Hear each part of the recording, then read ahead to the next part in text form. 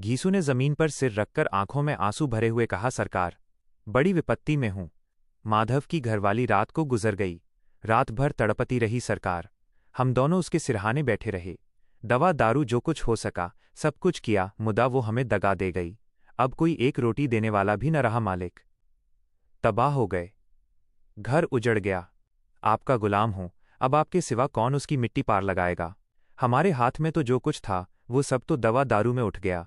सरकार ही की दया होगी तो उसकी मिट्टी उठेगी। आपके सिवा किसके द्वार पर जाऊं।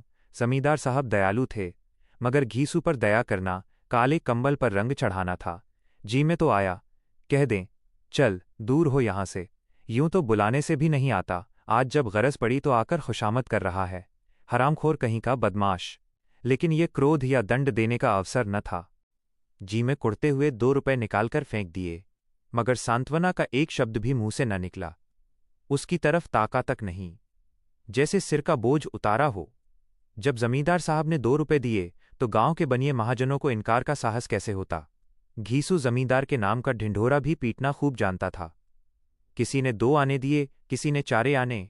1 घंटे में घीसू के पास 5 रुपए की अच्छी रकम जमा हो गई। कहीं से अनाज मिल गया, कहीं से लकड़ी, और दोपहर को घीसू और माधव बाजार से कफन लाने चले। इधर लोग बांस वांस काटने लगे। गांव की नर्म दिल स्त्रियां आ आकर लाश देखती थीं और उसकी बेकसी पर 2 बूंद आंसू गिराकर चली जाती थीं। 3 बाजार में पहुंचकर घीसू बोला, लकड़ी तो उसे जलाने भर को मिल गई है, क्यों माधव। माधव बोला, हाँ लकड़ी तो बहुत है, अब कफन चाहिए। तो चलो कोई हल्का सा कफन ले लें। हाँ और क्या, लाश उठते उठते रात हो जाएगी। रात को कफन कौन देखता है। कैसा बुरा रिवाज है कि जिसे जीते जी तन ढांकने को चीथड़ा भी न मिले, उसे मरने पर नया कफन चाहिए। कफन लाश के साथ जल ही तो जाता है, और क्या रखा रहता है। यही 5 रुपए पहले मिलते तो कुछ दवा दारू कर लेते। दोनों एक दूसरे के मन की बात ताड़ रहे थे। बाजार में इधर उधर घूमते रहे। कभी इस बाजार की दुकान पर गए, कभी उसकी दुकान पर। तरह तरह के कपड़े, रेशमी और सूती देखे, मगर कुछ जचा नहीं। यहां तक कि शाम हो गई। तब दोनों न जाने किस दैवी प्रेरणा से एक मधुशाला के सामने जा पहुंचे, और जैसे किसी पूर्व निश्चित व्यवस्था से अंदर चले गए। वहां जरा देर तक दोनों असमंजस में खड़े रहे। फिर घीसू ने गद्दी के सामने जाकर कहा, साहू जी, एक बॉटल हमें भी देना। इसके बाद कुछ चिखौना आया, तली हुई मछली आईं, और दोनों बरामदे में बैठकर शांतिपूर्वक पीने लगे। कई कुज्जियां ताबड़तोड़ पीने के बाद दोनों सरूर में आ गए। घीसू बोला, कफन लगाने से क्या मिलता, आखिर जल ही तो जाता, कुछ बहू के साथ तो न जाता। माधव आसमान की तरफ देखकर बोला, मानो देवताओं को अपनी निष्पापता का साक्षी बना रहा हो। दुनिया का दस्तूर है, नहीं लोग बामनों को हजारों रुपए क्यों दे देते हैं। कौन देखता है परलोक में मिलता है या नहीं। बड़े आदमियों के पास धन है, फूंके। हमारे पास फूकने को क्या है। लेकिन लोगों को जवाब क्या दोगे। लोग पूछेंगे नहीं, कफन कहाँ है। घीसू हंसा, अबे कह देंगे कि रुपए कमर से खिसक गए, बहुत ढूंढा मिले नहीं। लोगों को विश्वास न आएगा, लेकिन फिर वही रुपए देंगे। माधव भी हंसा, इस अनपेक्षित सौभाग्य पर बोला, बड़ी अच्छी थी बेचारी, मरी तो खूब खिला पिलाकर, आधी बोतल से ज्यादा उड़ गई। घीसू ने 2 सेर पूरियां मंगाईं, चटनी, अचार, कलेजियां। शराब खाने के सामने ही दुकान थी। माधव लपक कर 2 पत्तलों में सारे सामान ले आया। पूरा 1.5 रुपया खर्च हो गया, सिर्फ थोड़े से पैसे बच रहे। दोनों इस वक्त इस शान में बैठे पूरियां खा रहे थे जैसे जंगल में कोई शेर अपना शिकार उड़ा रहा हो। न जवाबदेही का खौफ था, न बदनामी की फिक्र। इन भावनाओं को उन्होंने बहुत पहले ही जीत लिया था। घीसू दार्शनिक भाव से बोला, हमारी आत्मा प्रसन्न हो रही है तो क्या उसे पुण्य न होगा। माधव ने श्रद्धा से सिर झुकाकर तस्दीक की, जरूर से जरूर होगा। भगवान तुम अंतर्यामी हो, उसे बैकुंठ ले जाना। हम दोनों हृदय से आशीर्वाद दे रहे हैं। आज जो भोजन मिला वो कभी उम्र भर न मिला था।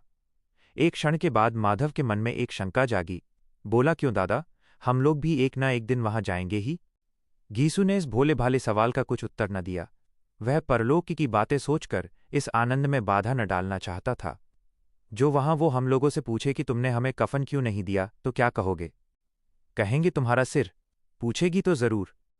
तू कैसे जानता है कि उसे कफन न मिलेगा। तू मुझे ऐसा गधा समझता है। 60 साल क्या दुनिया में घास खोदता रहा हूं। उसको कफन मिलेगा और बहुत अच्छा मिलेगा। माधव को विश्वास न आया। बोला, कौन देगा। रुपए तो तुमने चट कर दिए। वो तो मुझसे पूछेगी। उसकी मांग में तो सेंदूर मैंने डाला था। कौन देगा, बताते क्यों नहीं? वही लोग देंगे जिन्होंने अबकी दिया। हाँ, अबकी रुपए हमारे हाथ ना आएंगे। ज्यों-ज्यों अंधेरा बढ़ता था और सितारों की चमक तेज होती थी, मधुशाला की रौनक भी बढ़ती जाती थी। कोई गाता था, कोई डींग मारता था, कोई अपने संगी के गले लिपटा जाता था, कोई अपने दोस्त के मुंह में कुल्हड़ लगाए देता था। वहां के वातावरण में सुरूर था, हवा में नशा। कितने तो यहां आकर एक चुल्लू में मस्त हो जाते थे। शराब से ज्यादा यहां की हवा उन पर नशा करती थी। जीवन की बाधाएं यहां खींच लाती थीं, और कुछ देर के लिए ये भूल जाते थे कि वे जीते हैं या मरते हैं, या न जीते हैं न मरते हैं। और ये दोनों बाप बेटे अब भी मजे ले लेकर चुस्कियां ले रहे थे।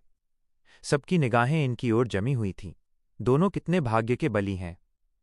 पूरी बॉटल बीच में है।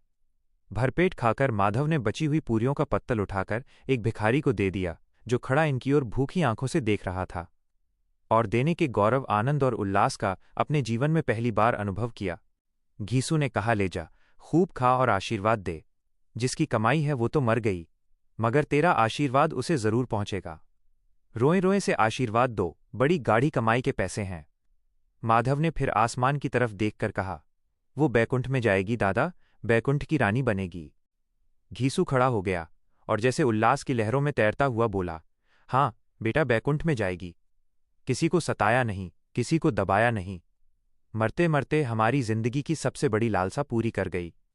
वो न बैकुंठ जाएगी तो क्या ये मोटे मोटे दोनों हाथों से लूटते हैं और अपने पाप को धोने के लिए गंगा में नहाते हैं और मंदिरों में जल चढ़ाते हैं। श्रद्धालुता का ये रंग तुरंत ही बदल गया। अस्थिरता नशे की खासियत है। दुख और निराशा का दौरा हुआ। माधव बोला, मगर दादा, बेचारी ने जिंदगी में बड़ा दुख भोगा। कितना दुख झेल कर मरी। वो आंखों पर हाथ रखकर रोने लगा, चीखें मार मार कर। घीसू ने समझाया, क्यों रोता है बेटा, खुश हो कि वो माया जाल से मुक्त हो गई, जंजाल से छूट गई। बड़ी भाग्यवान थी जो इतनी जल्द माया मोह के बंधन तोड़ दिए। और दोनों खड़े होकर गाने लगे, ठगनी क्यों नैना झमकावे। ठगनी। पियक्कड़ों की आंखें इनकी ओर लगी हुई थीं और ये दोनों अपने दिल में मस्त गाए जाते थे। फिर दोनों नाचने लगे, उछले भी, कूदे भी, गिरे भी, मटके भी, भाव भी बनाए, अभिनय भी किए, और आखिर नशे में मदमस्त होकर वहीं गिर पड़े। Video like, comment, share and channel को सब्सक्राइब करें।